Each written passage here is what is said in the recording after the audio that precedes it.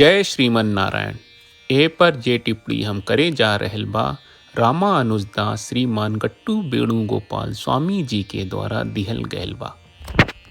अध्याय 2 सांख्योग श्लोक 50। बुद्धियुक्तो जहातीह उभे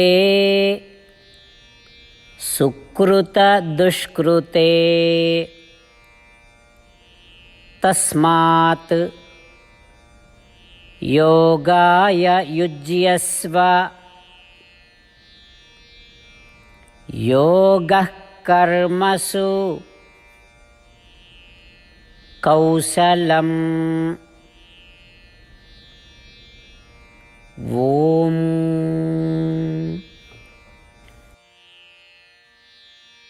गीताचार्य श्री कृष्ण परमात्मा अर्जुन समेत हमनी सबके ब्रह्म विद्या के शिक्षा दे रहल बानी।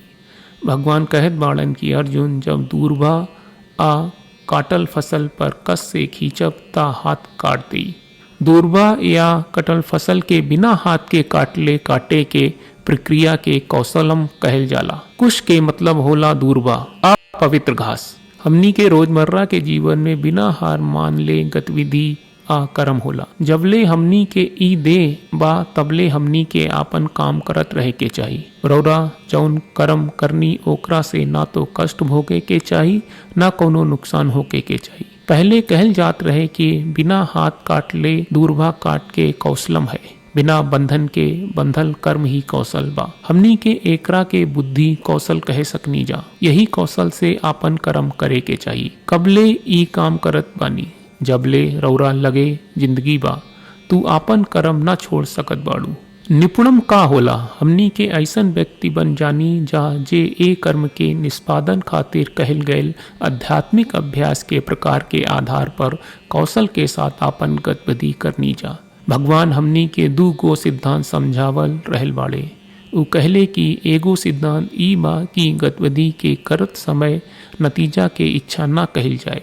दूसरा सिद्धांत ई बा कि भले ही रउआ कौनो नतीजा की इच्छा ना हो के खे लेकिन कुछ नतीजा आवे के तय बा, चाहे उ आपके पक्ष में होके या ना। नतीजा रउरा पक्ष में होके या ना या सकारात्मक होके या नकारात्मक आपन दिमाग के ओ परिणाम से ना जुड़ल होके देई आ आपन दिमाग के स्थिर रहे देई। ता अर्जुन ई दुई सिद्धांत के अपनावल आ नियमित रूप से आपन कर्म कहल कौशलम के नाम से जानल जाला।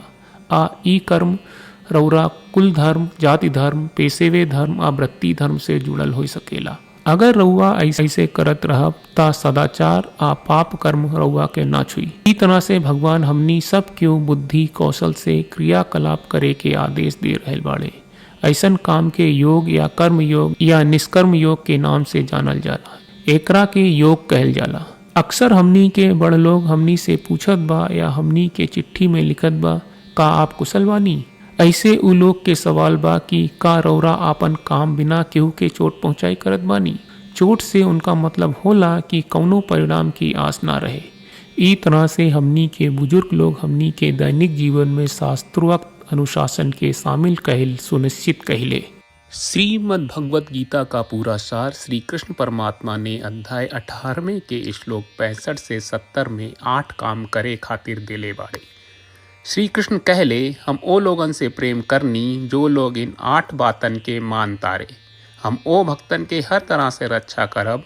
श्री कृष्ण परमात्मा के द्वारा बोलल गईल संपूर्ण भगवत गीता सुनला के बाद अर्जुन कहले करिष्ये वचनम त्वा, जेके मतलब बा कृष्ण मैं उही करब जौन आप कही। यही कारण बा श्री कृष्ण अर्जुन के हर तरह के सफलता आ विजय प्रदान करेले। आई परमात्मा के आपन व्रत देई कि हमनी के ये 8 गौ कर्म के पालन करी जा। ई वचन परमात्मा के देवे से बड़न कौनो पूजा तपस्या यज्ञ नहीं। हम 8 प्रण कहब जौन हमनी के करे के चाहिए। आप सब कृपया इन्हन के आपन दिमाग और दिल में सोची। श्री कृष्ण के आपन वचन देवे के ई तरीका में हमनी सबकी कल्पना करे के चाहिए कि श्री कृष्ण का चेहरा खुशी से चमकत बा और खुशी के एहसास करत बा। जय श्रीमन नारायण। यहाँ हमनी के 8 वादा बा। हमनी के पहला वादा हे श्रीमन नारायण, आपका निर्देश के मुताबिक हम हमेशा तोहार ध्यान करब और तोहार बारे में सोचब।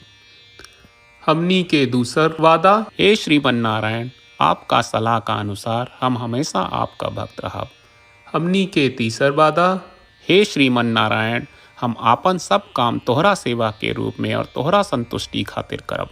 हमनी के चौथा वादा, हे श्रीमन नारायण, जैस की आप माने के कहले रहलू, हमरा बहुत विश्वास बा कि हम आपके होई और हम हमेशा आपन दोनों हाथ जोड़ के आपके नमस्कार करब और आपकी पूजा करब।